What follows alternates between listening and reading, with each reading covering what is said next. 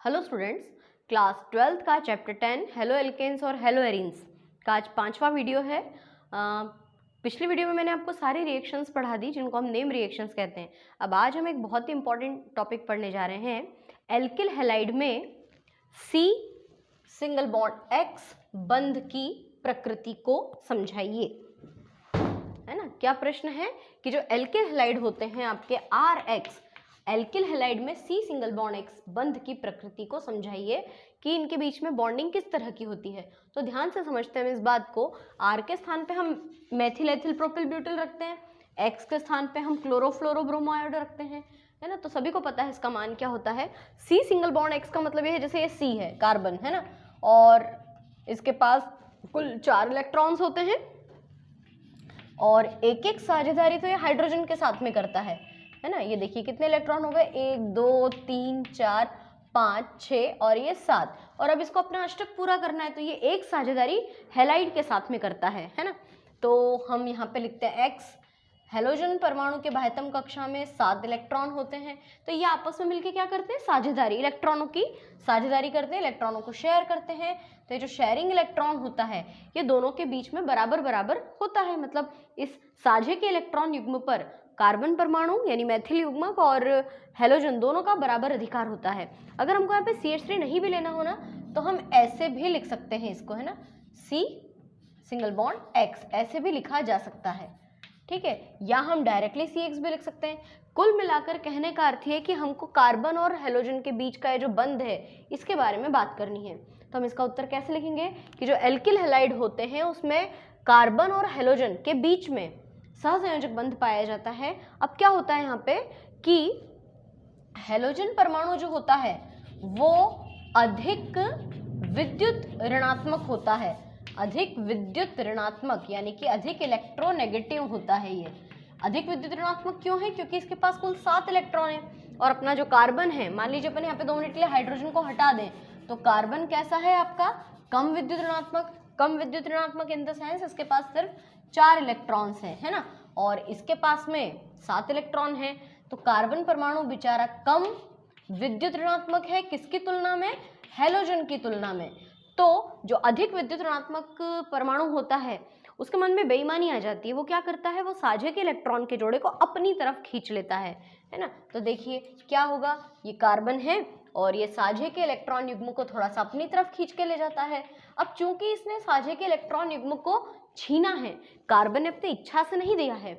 अगर कोई परमाणु किसी दूसरे परमाणु को अपने मन से इलेक्ट्रॉन देता है तो उसके ऊपर धनावेश आता है, और जब कोई इलेक्ट्रॉन ग्रहण करता है तो उसके ऊपर माइनस चार्ज आता है। लेकिन यहाँ पे छीना झपटी हुई है, हेलोजन परमाणु ने इलेक्ट्रॉन जोड़े को छीना है तो उस पर आंशिक ऋण आवेश और कार्बन बेचारे पे आंशिक धन आवेश आ जाता है।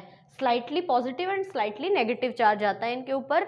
तो इस प्रकार क्या हुआ कि C सिंगल बॉन्ड X बंध जो होता है इनके बीच में 2 ध्रुव बन गए, धन ध्रुव और ऋण ध्रुव। इसलिए हम कह सकते हैं कि इनकी जो प्रकृति होती है वो ध्रुवीय प्रकृति होती है, और ध्रुवीय प्रकृति होने के कारण ये अत्यंत क्रियाशील होते हैं, ठीक है। तो ये हुआ हमारे प्रश्न का उत्तर कि जो एल्किल हैलाइड होता है उसमें C सिंगल बॉन्ड X बंध की प्रकृति को समझाइए। बहुत सिंपल है कि C सिंगल बॉन्ड X बंध में हेलोजन परमाणु जो है और कार्बन परमाणु इनके बीच में साझेदारी होती है, और साझेदारी होने के साथ साथ जो हेलोजन परमाणु होता है वो अधिक विद्युत ऋणात्मक है, और अधिक विद्युत ऋणात्मक परमाणु का नेचर होता है कि वो साझे के इलेक्ट्रॉन युग्म को अपनी तरफ आकर्षित कर लेता है, जिससे कि जो इलेक्ट्रॉन का जोड़ा है, इलेक्ट्रॉन युग्म, वो हेलोजन की तरफ खसक जाता है, जिससे उसके ऊपर आंशिक ऋण आवेश और कार्बन परमाणु पर आंशिक धन आवेश आ जाता है। और यही कारण है कि इसकी प्रकृति ध्रुवीय होती है, और ध्रुवीय प्रकृति होने के साथ साथ ये बहुत ज़्यादा क्रियाशील होते हैं। अब एक प्रश्न और पूछते हैं कि एल्किल हैलाइड का बंध तो समझ में आ गया, प्रश्न ये आता है कि एल्किल हैलाइड और आपका फेनिल हैलाइड, है ना, इनके बीच में ये कम क्रियाशील है एरिल हेलो एरिन और ये अधिक क्रियाशील है, ऐसा क्यों। मतलब हेलो एल्केन की तुलना में हेलो एरिन कम क्रियाशील होते हैं, क्यों। तो हेलो एल्केन क्यों ज़्यादा क्रियाशील है, ये बात तो कहानी समझ में आ गई। हेलो एरिन कम क्रियाशील क्यों होते हैं समझाती हूँ मैं आपको। देखिए इसमें क्या होता है कि कार्बन के स्थान पे आ जाता है बेंजीन, और हम सभी जानते हैं कि इसके अंदर एक इलेक्ट्रॉन युग्म होता है ना, इलेक्ट्रॉन डॉट्स होते हैं जो आपस में इस तरह से रिंग बना लेते हैं, रिंग फॉर्म में रहते हैं ये। और मान लीजिए यहाँ पे X है, X वही हैलोजन और यहाँ पर है कार्बन।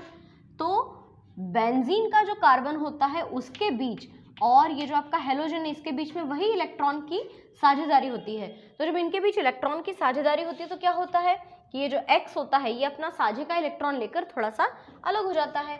तो हम यहाँ पे शो करेंगे कि ये इस तरह से, ये इस पे तो आ गया ऋण आवेश और ये आपका X जो है वो अलग हो गया इलेक्ट्रॉन का जोड़ा लेकर, है ना, ये अलग हो गया, इनके बीच में कोई बंध नहीं है।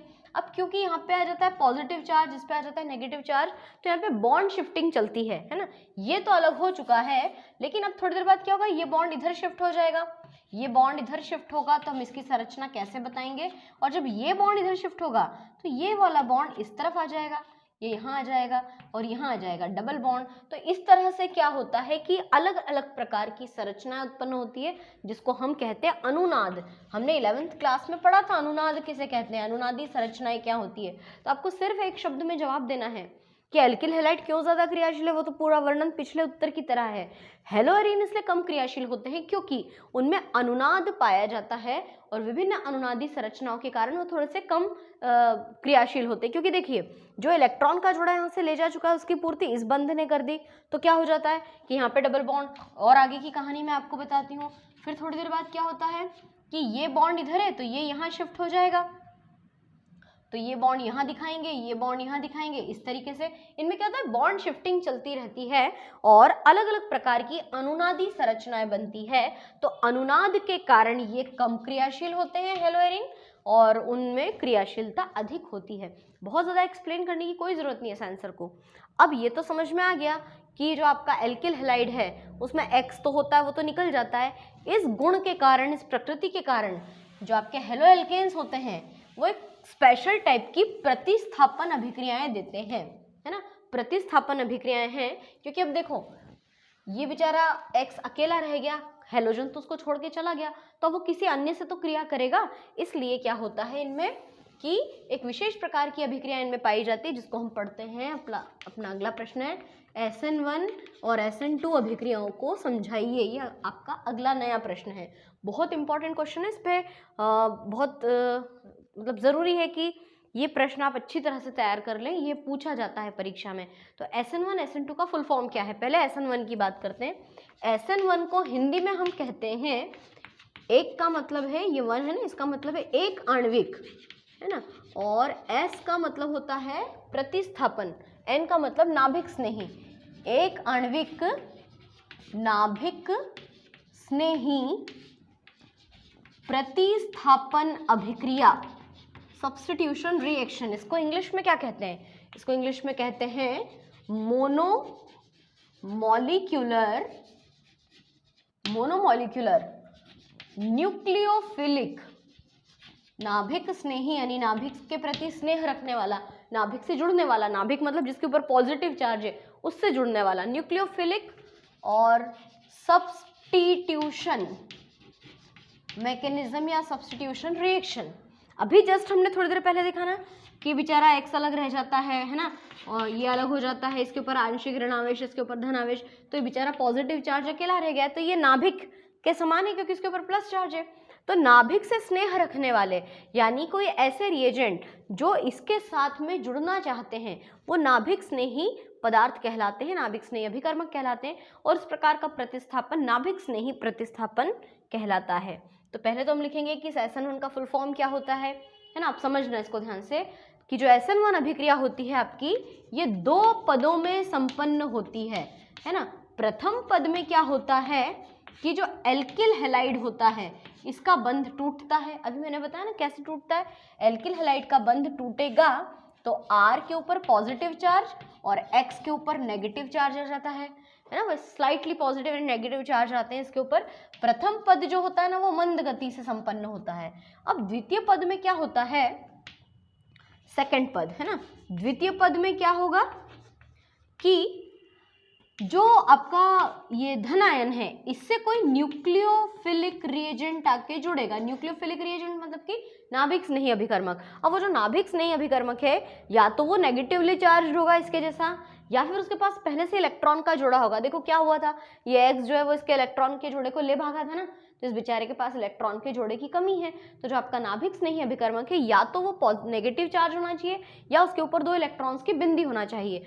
तो ये दोनों आपस में जुड़कर बना लेते हैं RNU, है ना।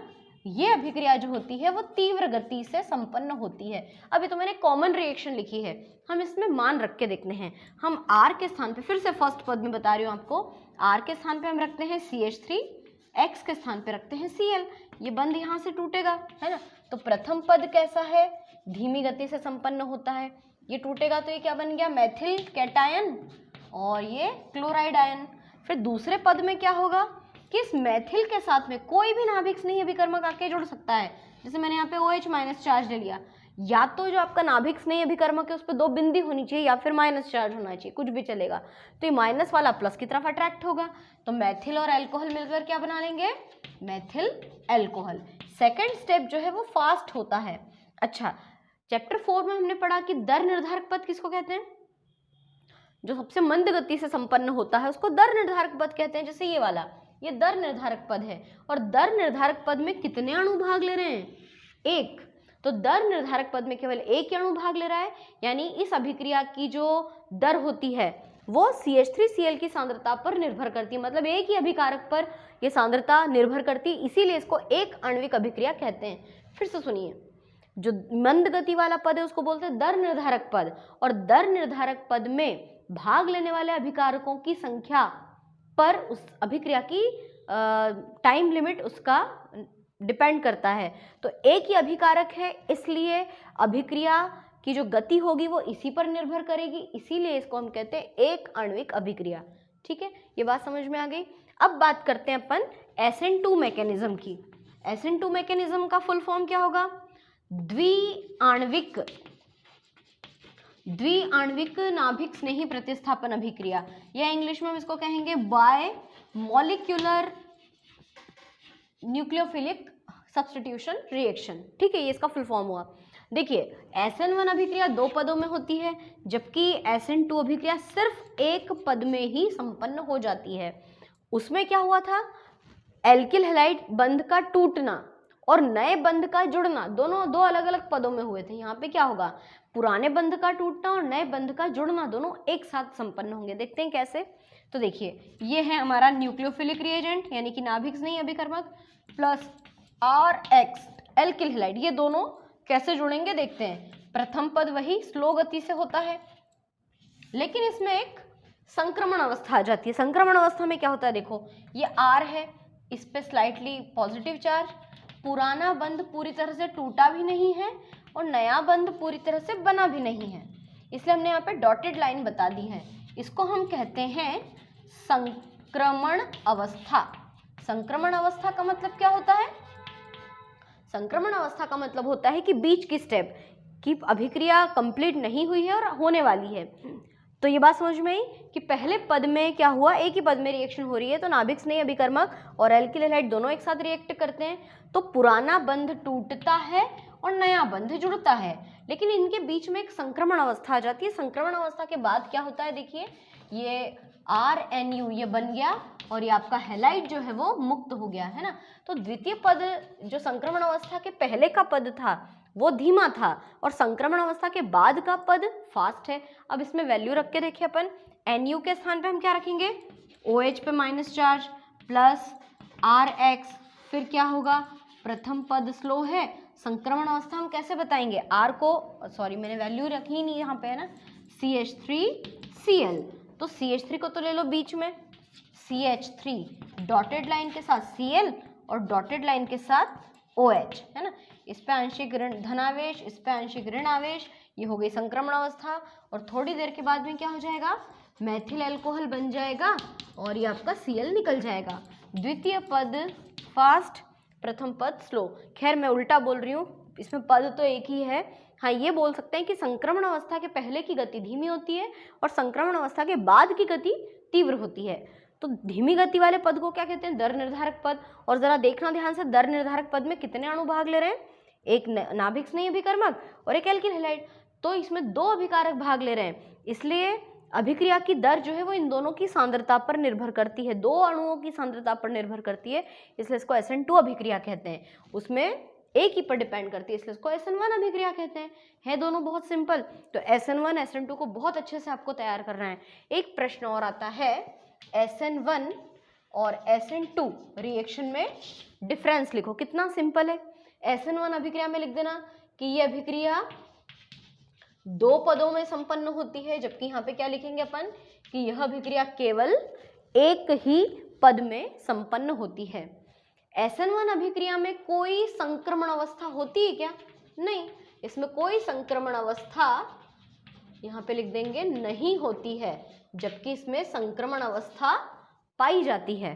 ठीक है, फिर दूसरी बात हम क्या लिखेंगे कि SN1 अभिक्रिया में जो अभिक्रिया की जो दर होती है वो किस पर निर्भर करती? केवल एल्किल हैलाइड की सांद्रता पर। एल्किल हैलाइड की सांद्रता पर अभिक्रिया की दर निर्भर करती है। केवल एक ही अभिकारक पर अभिक्रिया की दर निर्भर करती है, इसीलिए तो इसको SN1 अभिक्रिया कहते हैं। जबकि इसमें अभिक्रिया की जो दर है वो एल्किल हैलाइड और नाभिक स्नेही अभिकर्मक दोनों पर निर्भर करती है, इसलिए इसको SN2 अभिक्रिया कहते हैं। आखिरी स्टेप थोड़ा सा ध्यान से सुनना, जो इस पूरे वर्णन में कहीं से कहीं तक नहीं मिलेगा। हम लोगों ने 3 प्रकार के एल्किल हैलाइड पढ़े ना, प्राथमिक, द्वितीयक, तृतीयक।